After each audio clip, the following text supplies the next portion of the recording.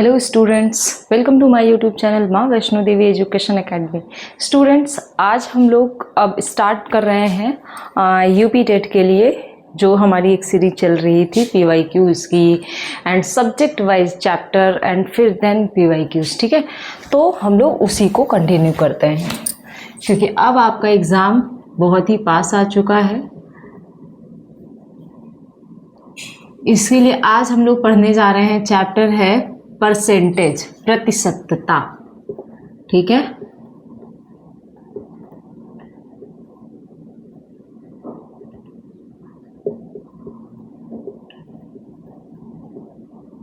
अच्छा बताइए, परसेंटेज प्रतिशतता क्या मतलब होता है? ये क्या है? इस वर्ड में प्रतिशत, प्रति मीन्स क्या होता है? प्रत्येक, शत मीन्स 100, यानी कि प्रत्येक का 100वां भाग, सैकड़ा। ठीक है, अब जैसे देखिए तो क्या हो गया, प्रत्येक सैकड़ा या 100वां भाग। अब देखो हम लोगों को क्या करना है कि जैसे मान लीजिए आपसे पूछ दिया जाता है कि एक परसेंटेज दे दिया जाएगा और बोल देगा कि इसे भिन्न में बदलिए, या फिर भिन्न दी रहेगी और पूछ दिया जाएगा कि आप इसे प्रतिशत में परिवर्तित कीजिए। साथ ही साथ कभी बोल देगा कि एक नंबर रहेगा, उसका बोल देगा कि आप इसका ये परसेंटेज निकालिए, 80%, 50%, इस टाइप के। और दूसरी बात, जिन्हें यहाँ, मैं तो यहाँ पर बस सीधे एक ओवरव्यू लेके चल रही हूँ, यहाँ पर आपको भिन्न वाली वैल्यूज़ में नहीं बताऊंगी। ठीक है, वो सारी चीज़ें आपको देखना है तो आप हमारे चैनल पे चले जाइए, प्लेलिस्ट में जाइएगा, आपको कहीं ना कहीं परसेंटेज की वीडियोस मिल जाएंगे, उन्हें आप देख लीजिएगा। चलिए अब हम लोग स्टार्ट करते हैं सबसे फर्स्ट टॉपिक। और फर्स्ट क्या होगा कि आप प्रतिशत को भिन्न में बदलिए। ठीक है, प्रतिशत को आप किस में बदल रहे हो? भिन्न में। क्वेश्चन क्या है, मान लीजिए आपको दिया होगा कि 50 या 25 लिख लो, 25% को भिन्न में बदलिए या परिवर्तित कीजिए। ठीक है, अब देखिए 25%, अभी आपको बताया ना कि प्रत्येक 100, तो प्रत्येक 100, देखिए बीच में तो गुणा का चिन्ह होगा ना, तो प्रत्येक 100 यानी कि प्रति मतलब एक और ये 100, 1/100वां भाग हो गया। अब देखो 25 एकम 25, 25 चौके 100, क्या आ गया? ऊपर ऊपर एक गुणा एक, एक एकम 1/4। तो आपने इस 25% को भिन्न में बदला तो क्या मिला आपको? 1/4। ठीक है, और देख लीजिए 80% को ले लीजिए,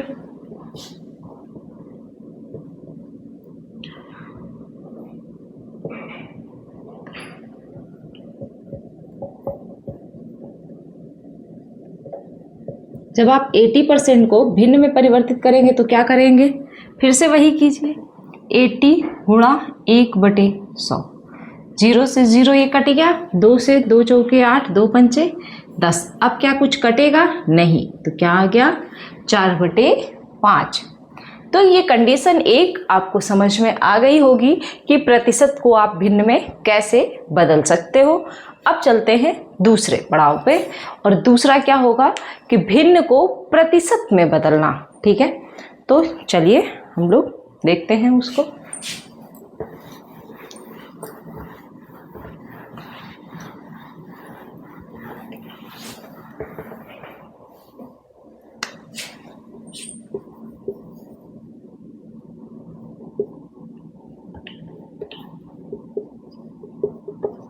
भिन्न को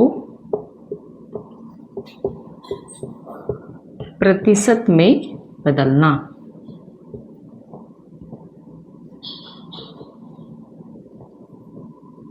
अब देखो यहाँ पर क्या होगा, लाइक आपको 1/2 दिया हो, कह दिया हो कि 1/2 को प्रतिशत में परिवर्तित कीजिए।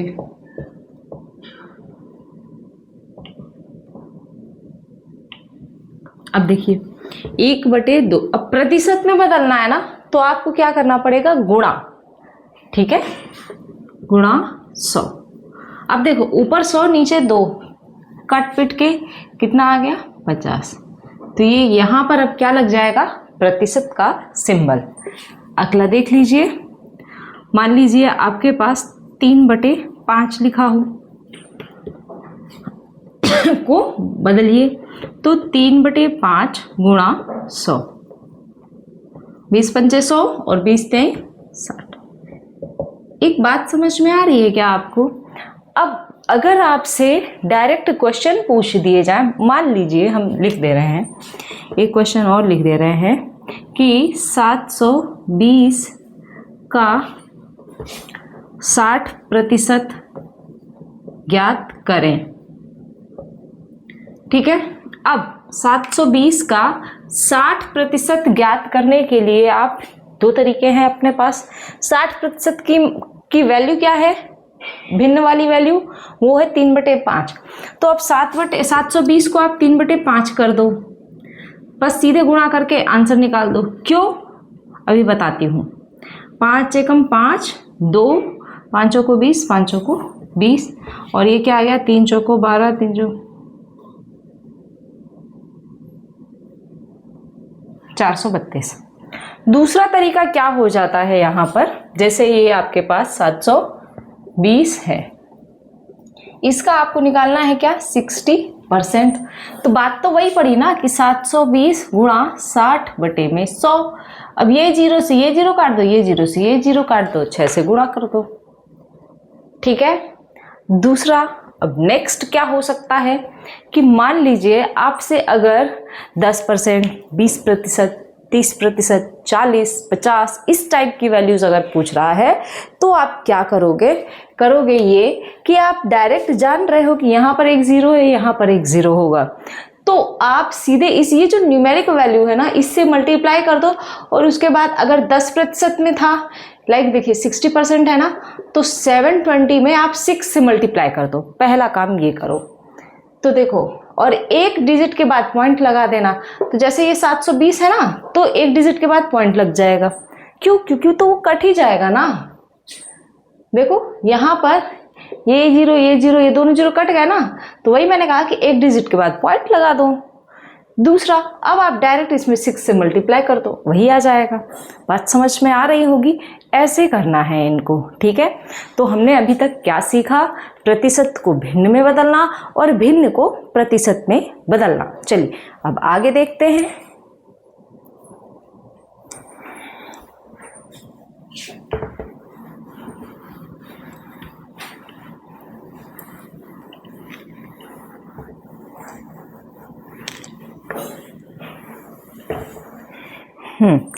अब हम लोग आगे एक आध क्वेश्चन करते हैं। मान लीजिए आपसे इस टाइप का क्वेश्चन दे दे कि 70 140 का कितना प्रतिशत है, ठीक है। अब बताओ आप कैसे करोगे।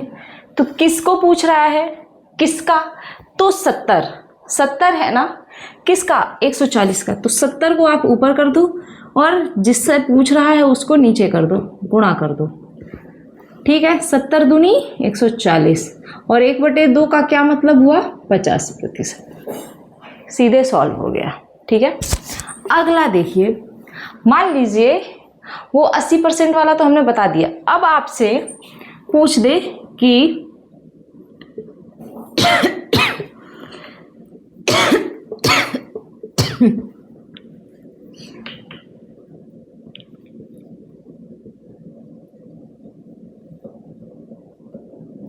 क्या पूछ दे कि 740 का 25% ज्ञात कीजिए, ठीक है। तो अब अगर आपको इस 25 की ना भिन्न वाली वैल्यू पता है, फ्रैक्शन वैल्यू अगर आपको पता है, तो आप बहुत इजी वे में कर जाओगे। 25% यानी 25 चौको 100, 1/4। इसकी फ्रैक्शन वैल्यू क्या हो गई, 1/4। अब आप डायरेक्ट इसमें 4 से भाग दे दो तो क्या आ जाएगा, 4 एकम 4, 3 7, 4 अट्ठे 32 और 4 पंचे। समझ गए? ऐसे ही करने हैं। चलिए अब हम लोग और एक आध क्वेश्चन करते हैं। तो इसमें एक चीज अभी बताती हूँ मैं टाइप। मान लीजिए ये क्वेश्चन है आपका कि एक व्यक्ति की आय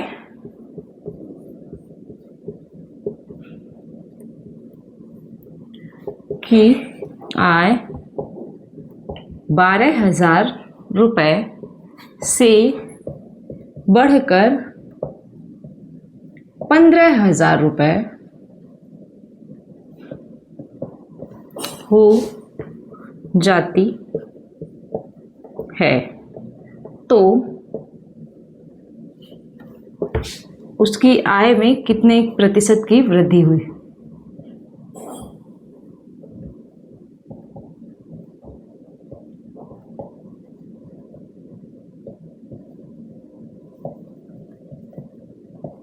क्या क्वेश्चन हो गया?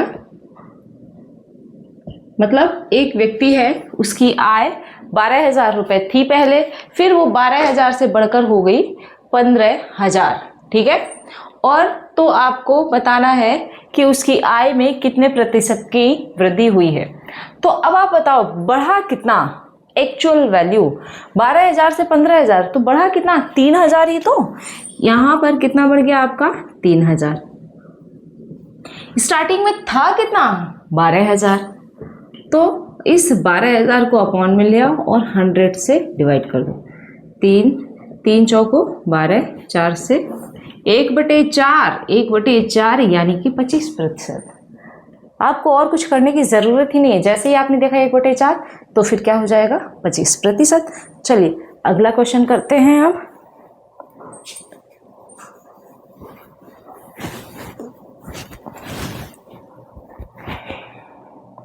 अब ये तो हो गया आपका वृद्धि वाला। इसी जगह आपका अगर कमी वाला कोई क्वेश्चन कह दे तब आप क्या करोगे? चलो देखते हैं भाई कि क्या करना पड़ेगा हमें।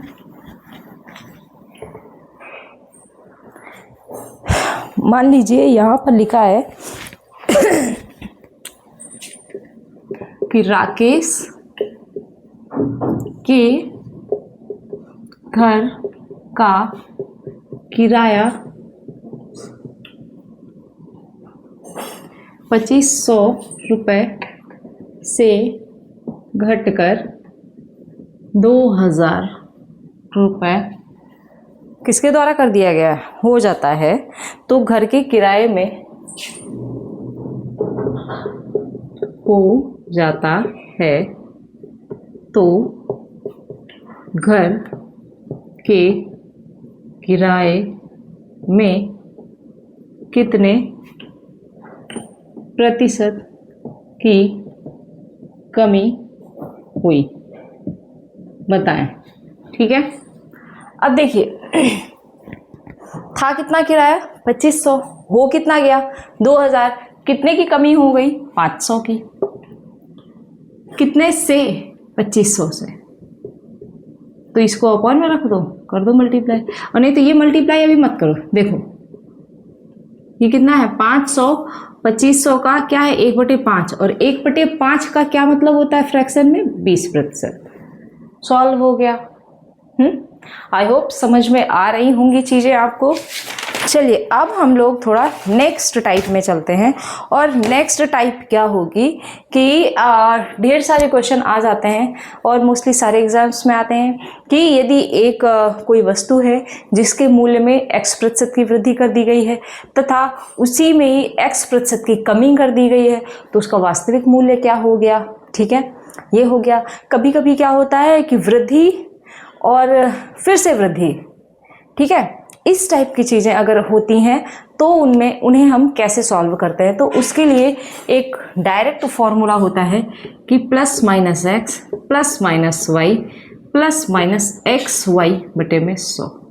ये आप डायरेक्ट लगा सकते हो। जहाँ प्लस है वहाँ प्लस करना है, जहाँ माइनस है वहाँ माइनस करना है, फिर प्लस माइनस का मल्टीप्लाई करके सॉल्व करके रख देना है क्वेश्चन को। अब चलिए हम लोग क्वेश्चन को सॉल्व करते हैं, ठीक है। मान लीजिए क्वेश्चन क्या कह रहा है, यदि पेट्रोल के दाम में 10% की वृद्धि के साथ वृद्धि होने के कारण पेट्रोल की बिक्री में 10% की कमी दर्ज की गई।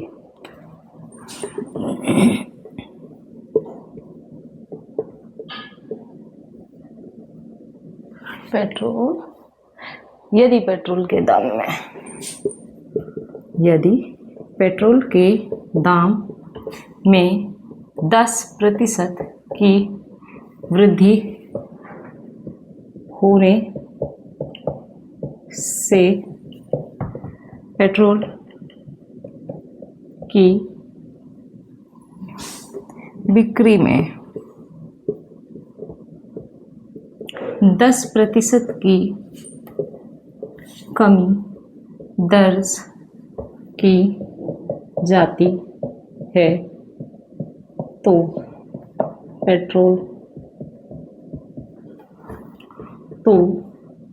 पेट्रोल की से आय में कितने प्रतिशत की वृद्धि या कमी हुई।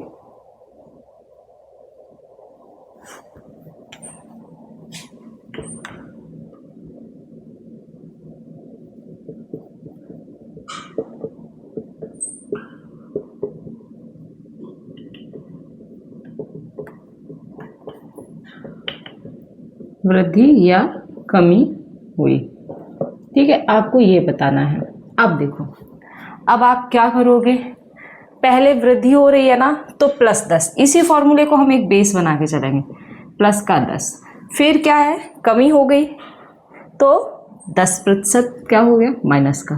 अब देखो प्लस माइनस, अब यहाँ पर जो था ना प्लस माइनस, तो वो क्यों है, क्योंकि इन दोनों का आप गुणा करोगे तो प्लस माइनस क्या हो गया, माइनस। 10 गुणा 10 बटे में 100। अब देखो ये कट गया, ये भी कट गया, बचा क्या यहाँ पर, माइनस का 1।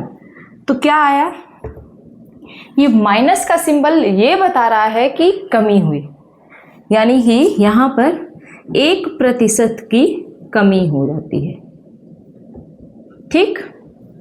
दूसरी बात, अब इसे आप कर भी क्या सकते हैं, एक फॉर्मूला और अक्सर देखा जाता है, x² बटे 100 किया जाता है, और कमी तो होगी ही होगी, ये हो जाता है इसमें। दूसरी चीज, मान लीजिए यहाँ पर 10% की वृद्धि हुई और जो ओवरऑल कमी दर्ज की गई तो वो 8% की कमी दर्ज कर ली गई। क्या चल रहा है भाई, कभी कभी हो सकता है कि उतनी ना हुई हो इक्वल, तो अगर ऐसा होगा फिर क्या करोगे आप, तो यहाँ देख लो, प्लस का 10 माइनस का 8, अब प्लस माइनस माइनस, 10 गुणे 8 बटे 100, 10 में से 8 गया तो यहाँ पर कितना बचा, 2 चौके 8, 2 पंचे 10, माइनस, अब देखो 4/5 है ना, 4/5 को फ्रैक्शन में क्या लिख सकते हो, 0.8 लिख सकते हो ना, घटा दो तो कितना आ गया, 1.2 आ गया। बस 1.2% की क्या हो रही है, अभी यहाँ पर पॉजिटिव वैल्यू है ना, तो यहाँ पर हो जाएगी वृद्धि। बात समझ में आई, सिर्फ एक एग्जाम्पल से हमने आपको इस टाइप के 2-3 क्वेश्चन आप कर सकते हो बहुत ही इजी वे में। चलिए अब हम लोग नेक्स्ट टाइप में चलते हैं।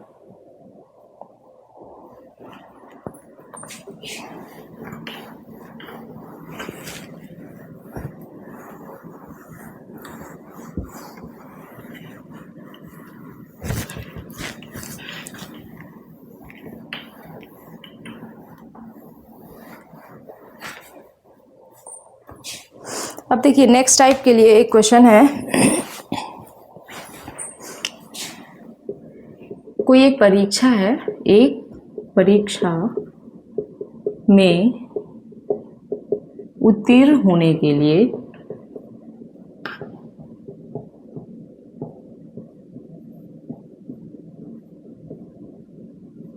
कितने प्रतिशत अंक, 40% अंक प्राप्त करने पड़ते हैं। 40% अंक प्राप्त करने पड़ते हैं, ठीक है। और क्या है इसमें, अजय ने 30% अंक प्राप्त किए तथा वह 36 अंक से उत्तीर्ण हो गया।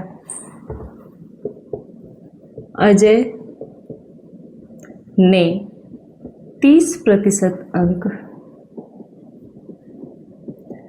प्राप्त किए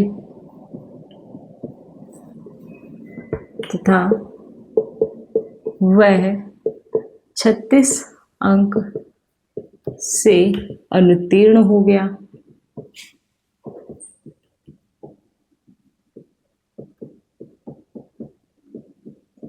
तो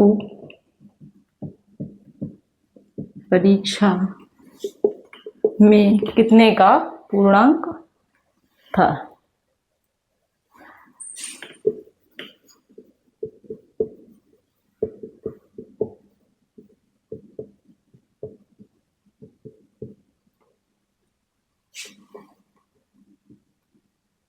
ठीक, बताइए। चलिए, अब इस टाइप के क्वेश्चन आप क्या करोगे, कैसे करोगे भाई? अगर देखो तो उसे पास करने के लिए चाहिए कितने थे? 40%। वो लाया कितना? 30%। साथ ही साथ आपको ये भी बता दिया गया कि कितने नंबर से फेल हो गया, ठीक है ना, 36 से। अब डिफरेंस इन दोनों का कितना है? 40 का और 30 का 10%। तो 10% बराबर कितना है? ये 10% से ही तो फेल हुआ है। 10% किसके बराबर? 36 के। आपको निकालना क्या है? 100%। तो 100% क्या आ जाएगा? 360। बात समझ रहे हो? बस इतने का ही पूर्णांक था। आई होप समझ में आया होगा। नहीं तो इसको और जैसे सॉल्व किया जाता है मेथड वाइज, वैसे देख लेते हैं। ओहो,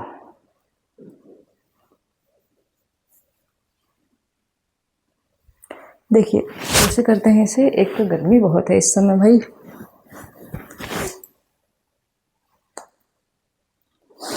इसे आप करोगे कि x का मान लेते हैं कि पूर्णांक क्या था? x 40, x, ठीक है।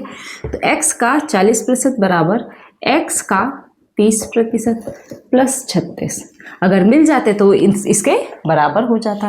अब देखो 30% इधर आएगा तो x का 40% माइनस x का 30% बराबर क्या? 36। बचा क्या? x का 10% बराबर 36। x गुणा 10/100 बराबर 36। 1/10 आया तो x बराबर कितना आएगा? 36 गुणा 10 तो कितना आ गया? 360। खत्म हो गया क्वेश्चन सॉल्व। ठीक है, चलिए अब आगे बढ़ते हैं।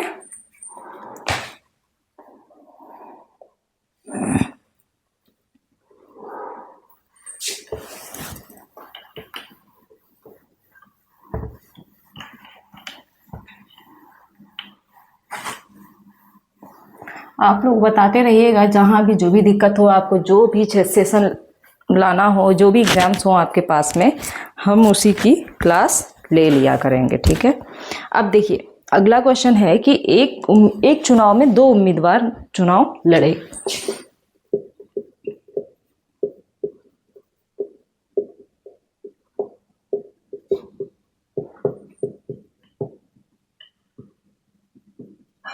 एक चुनाव में 2 उम्मीदवार चुनाव लड़े।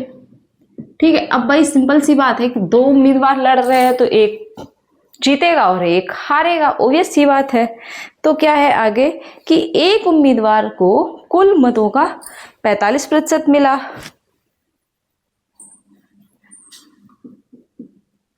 एक उम्मीदवार को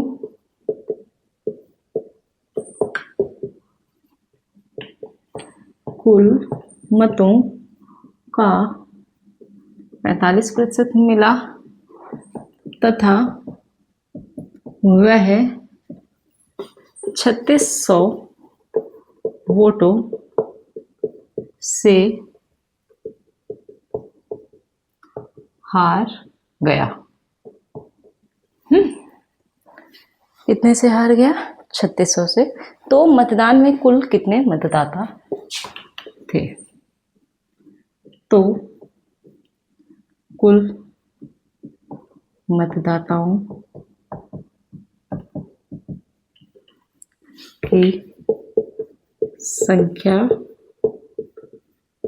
बताइए। चलिए अब देखिए